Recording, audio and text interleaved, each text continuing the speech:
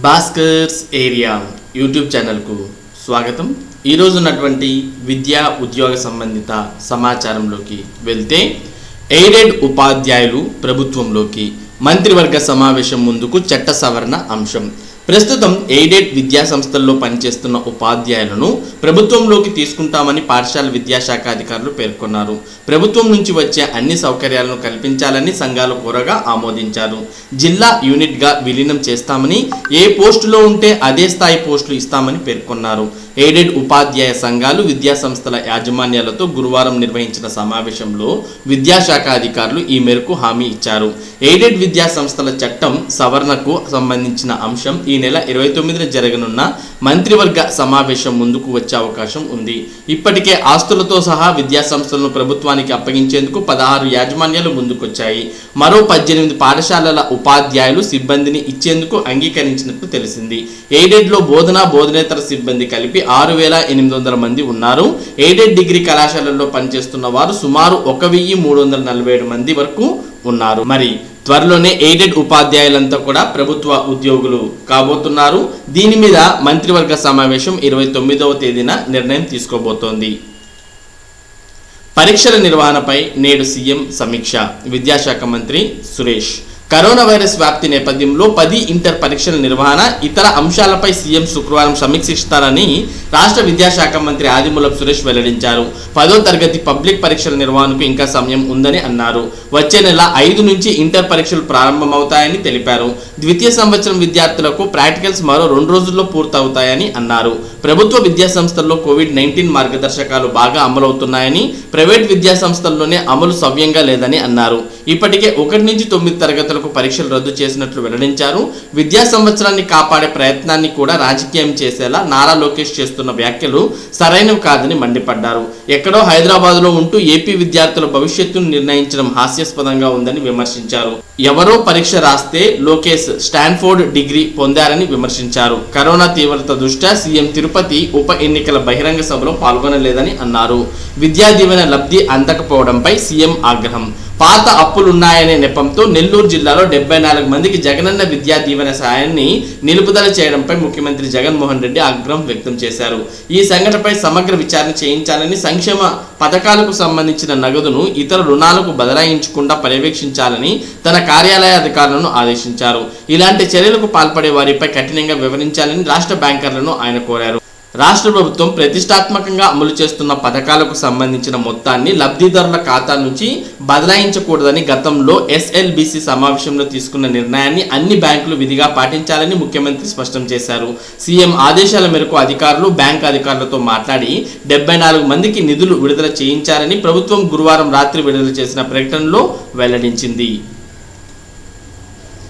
పరీక్షలు రద్దు లేదా వాయిదా వేయండి అంటూ సిపిఐ రాష్ట్ర కార్యదర్శి రామకృష్ణ డిమాండ్ చేయడం జరిగింది. ప్రభుత్వ మద్యం దుకాణాల్లో పనిచేస్తున్న కార్మికుల సమస్యలు పరిష్కరించాలి, పరీక్షల రద్దుకి 48 గంటల డెడ్ లైన్ అంటూ స్పందించకపోతే అన్ని మార్గాల్లో పోరాటం. విద్యార్థి సంఘాల నేతలతో లోకేష్. నన్ను తిట్టినా పర్వాలేదు, విద్యార్థులను కాపాడండి అంటూ పేర్కొన్నారు. విద్యార్థులు ఉపాధ్యాయుల ఆరోగ్యానికి ప్రాధాన్యం.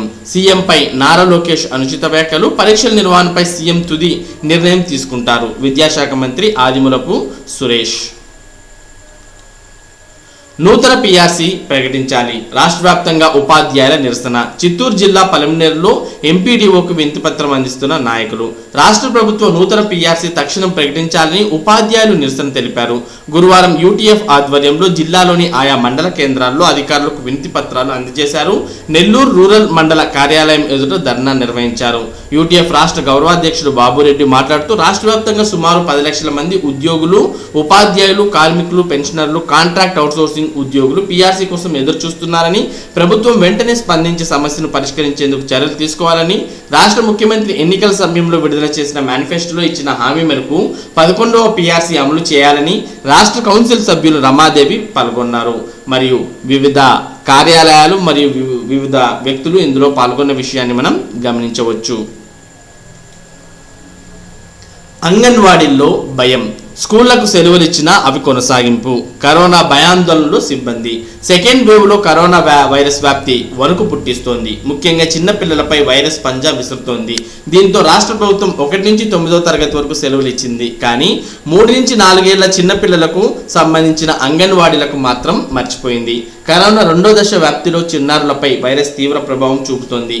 ఇలాంటి పరిస్థితుల్లో అంగన్వాడీలను కొనసాగించడంపై సర్వత్రా విమర్శలు వెల్లువెత్తుతున్నాయి. రాష్ట్ర వ్యాప్తంగా 55,000 అంగన్వాడీ కేంద్రాల్లో 1,00,000కు పైగా సిబ్బంది పనిచేస్తున్నారు. ఈ కేంద్రాలకు ఇంతవరకు సెలవు ప్రకటించలేదు. సాధారణంగా వేసవిలో అంగన్వాడీ కార్యకర్తలకు, హెల్పర్లకు 15 రోజులు సెలవులు ఇస్తారు. కరోనా సమయంలో ఆ సెలవులు కూడా వాడుకోనియకుండా అంగన్వాడీలు నిర్వహించాలని ఆదేశాలు జారీ చేయడంపై విమర్శలు వెల్లువెత్తుతున్నాయి. కరోనా జాగ్రత్తలు అంతంత మాత్రమే. కరోనా వ్యాప్తి తీవ్రంగా ఉన్న సమయంలో అంగన్వాడీలకు సెలవులు ఇవ్వకపోవడాన్ని పిల్లల తల్లిదండ్రులు కూడా తప్పుపడుతున్నారు. పిల్లలను పంపకపోతే వారికి అందించే పోషకాహారాన్ని కోత పెడుతున్నారని ఆందోళన కొంతమంది తల్లిదండ్రుల్లో ఏర్పడింది. కొందరేమో కరోనా భయంతో పిల్లలను పంపించడానికి సాహసించడం లేదు. కోవిడ్-19 తొలి దశలో పిల్లలపై కరోనా ప్రభావం లేదు. అయినప్పటికీ అప్పుడు కేంద్ర ప్రభుత్వ మార్గదర్శకాలతో అంగన్వాడీలకు కూడా సెలవులు ఇచ్చారు.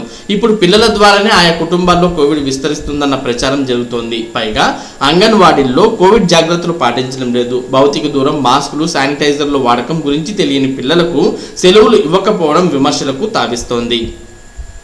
కాంట్రాక్టర్లు అధికారుల కోసమేనా?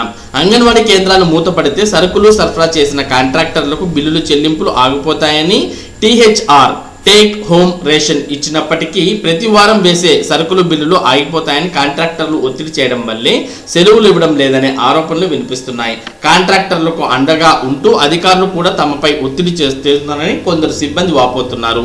అధికారులు పిల్లల రక్షణపై దృష్టి సారించడం లేదని పలువురు విమర్శిస్తున్నారు. మరోపక్క 2 నెలల నుంచి అంగన్వాడీ సిబ్బంది తమకు జీతాలు అందలేదని వాపోతున్నారు. కరోనా కల్లోలంలో వైరస్ సోకితే తమ పరిస్థితి ఏంటని ఆవేదన వ్యక్తం చేస్తున్నారు. అంతంత మాత్రం జీతాలతో నెట్టుకొస్తున్న కుటుంబాలు రోడ్డున పడతాయని భయపడుతున్నారు. ప్రభుత్వం వెంటనే స్పందించి అంగన్వాడీలకు సెలవులు ఇవ్వాలని కోరుతున్నారు.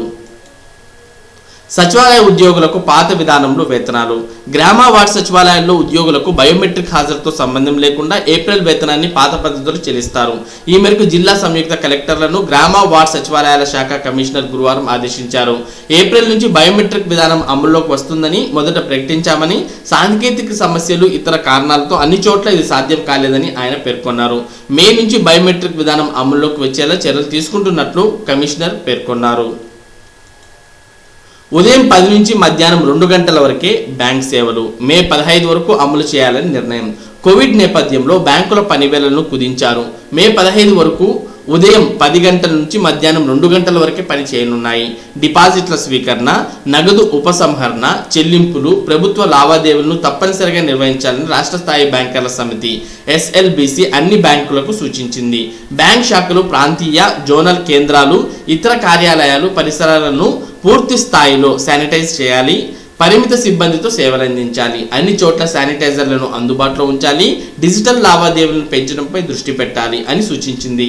కరెన్సీ చెస్ట్లు, ATMలు నింపే వెండర్లు, క్లియరింగ్ హౌస్, బ్యాంక్ ట్రెజరీ కార్యాలయాలు, ఫారెక్స్ బ్యాంక్ ఆఫీస్, స్విఫ్ట్ కేంద్రాలని యథాతథంగా పనిచేస్తాయని వివరించింది.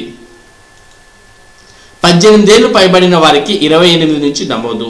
దేశంలో 18 ఏళ్లు పైబడిన వారు కోవిడ్-19 టీకా తీసుకునేందుకు ఈ నెల 28 నుంచి నమోదు ప్రక్రియ ప్రారంభం కానుంది. ఆన్లైన్ పోర్టల్ కోవిన్ లేదా ఆరోగ్య సేతు యాప్ ద్వారా పేరు నమోదు చేసుకోవచ్చని అధికారులు గురువారం తెలిపారు. వ్యాక్సినేషన్ ప్రక్రియ 3వ దశలో భాగంగా మే 1 నుంచి 18 ఏళ్లు పైబడిన వారికి టీకాలు వేయనున్నట్లు కేంద్ర ప్రభుత్వం ఇటీవల ప్రకటించిన సంగతి తెలిసిందే. ఇందుకు అవసరమైన మార్పులు కోవిన్లో చేసినట్లు సంబంధిత అధికారి ఒకరు తెలిపారు. కోవిన్ పోర్టల్లో రిజిస్ట్రేషన్ ఇలా: కోవిన్ పోర్టల్ cowin.gov.in లోకి వెళ్ళి register or sign in yourself ను క్లిక్ చేయాలి. తర్వాత మొబైల్ నంబర్ నమోదు చేస్తే OTP వస్తుంది. దీన్ని నమోదు చేసి వెరిఫై బటన్ ను క్లిక్ చేయాలి. తర్వాత registration of vaccination page open అవుతుంది. ఇందులో అడిగిన వివరాలు, ఫోటో, గుర్తింపు కార్డు, పేరు, పుట్టిన తేదీ నమోదు చేసి రిజిస్టర్ బటన్ పై క్లిక్ చేయాలి. ఒక్కసారి రిజిస్ట్రేషన్ అయితే టీకా వేయించుకునేందుకు తేదీని ఎంచుకోవచ్చు. దీనికోసం పక్కనే ఉన్న షెడ్యూల్ బటన్ ను క్లిక్ చేయాలి. పిన్ కోడ్ నమోదు చేసి వెతికితే దాని పరిధిలోని టీకా కేంద్రాల జాబితా కనిపిస్తుంది. వాటి ఆధారంగా తేదీ, సమయాన్ని ఎంచుకుని ధృవీకరించాలి.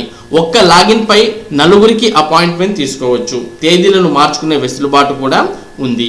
కాబట్టి మరి దేశవ్యాప్తంగా మే 1వ తేదీ నుంచి 18 ఏళ్లు పైబడిన వారందరికీ కూడా టీకాలు ఇస్తున్నారు. అందుకోసం మీరు కూడా కోవిన్ పోర్టల్లో రిజిస్ట్రేషన్ అయ్యి టీకా అనేది పొందవచ్చు. మరి ఇవి ఈరోజు ఉన్నటువంటి విద్యా ఉద్యోగానికి సంబంధించినటువంటి సమాచారం. ఇటువంటి ముఖ్యమైన సమాచారాన్ని భాస్కర్స్ ఏరియా మీకు అందిస్తూ ఉంటుంది. మరి ఈ సమాచారం మీరు పొందడానికి మన భాస్కర్స్ ఏరియా ఛానల్కు సబ్స్క్రైబ్ అవ్వండి. Thank you for watching this video.